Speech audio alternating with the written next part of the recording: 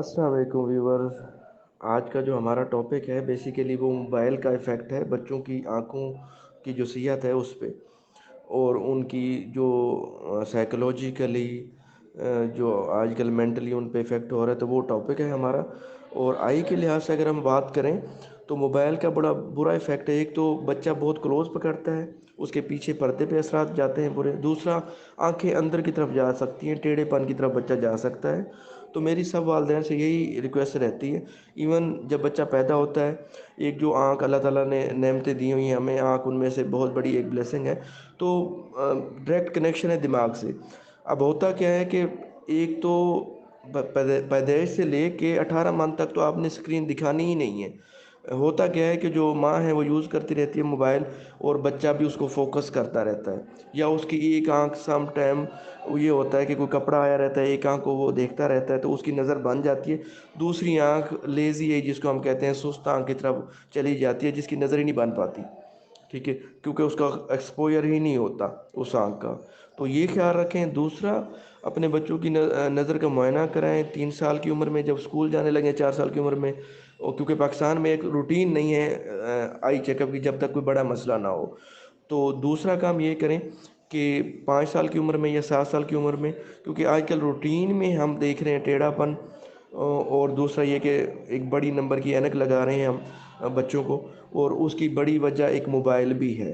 दूसरा जो psychological issues हैं वो ये है कि जब 6 साल का बच्चा है, 6 साल से 12, जब एक बच्चा या बच्ची जवान हो रहे हैं, तो वो आगे कुछ ना कुछ ऐसी वीडियो गेम्स हैं जो उनको अट्रैक्ट करती हैं या अट्रैक्ट करवाया जाता है। उनको बाहर से कंट्रोल किया जाता है, उनकी कुछ प्राइवेट बातें वो जो हैकर्स होते हैं या कोई भी कंट्रोल कर रहे हैं। तो समटाइम ये होता है कि बच्चा उनसे ब्लैकमेल होना शुरू हो जाता है, जो कि घर भी शेयर नहीं करता बच्चा, और एडिक्शन हो जाती है। एडिक्शन का मतलब अब आम अल्फाज में ये है कि कोई भी चीज़ है, आप एडिक्ट होते हैं, तो आपको पता भी होता है कि ये हार्मफुल है, ये ख़तरनाक है, लेकिन फिर भी कल को आपका बच्चा उसकी तरफ जाएगा। तो उससे बचाएं अपने बच्चों को, और आउटडोर एक्टिविटीज़ ज़्यादा करवाएं, पार्क में लेके जाएं। बाहर बच्चे को, उसमें फिज़िकली बच्चे की सेहत बड़ी अच्छी ग्रोथ होती है।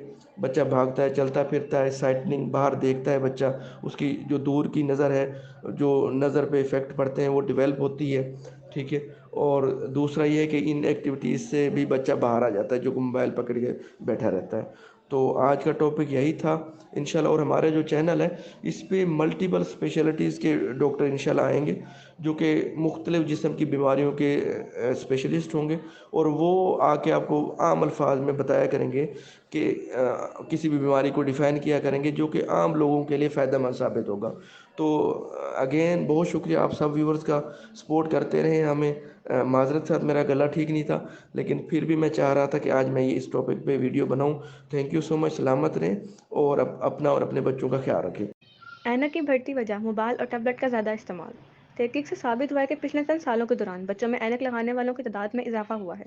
इसकी बढ़ती वजह स्कूलों में बढ़ती पढ़ाई का बोझ और स्मार्टफोन्स के ज़्यादा इस्तेमाल से नज़दीकी नज़र का इजाफी बोझ है। कमरिया नज़र की 10 अलामात: सर को एक तरफ टेढ़ा करके रखना या झुकाना, किताब को बहुत नज़दीक से पढ़ना, बार बार आंखों को मलना या रगड़ना, क्लास में बेहतरीन कारकर्दगी का फुकदान, पढ़ते हुए अपनी जगह को बरकरार न रखना, टीवी या क्लास बोर्ड के बहुत नज़दीक बैठना, आंखों में टेढ़ापन या एक आंख को बंद रखना, अक्सर सर में दर्द रहना, दिन में नींद का आना, पढ़ते वक्त एक जगह उंगली को निशान के तौर पर इस्तेमाल करना। Thanks a lot to all people for watching our video and keep supporting us. We are working on it to bring more precise information for you people. Thank you.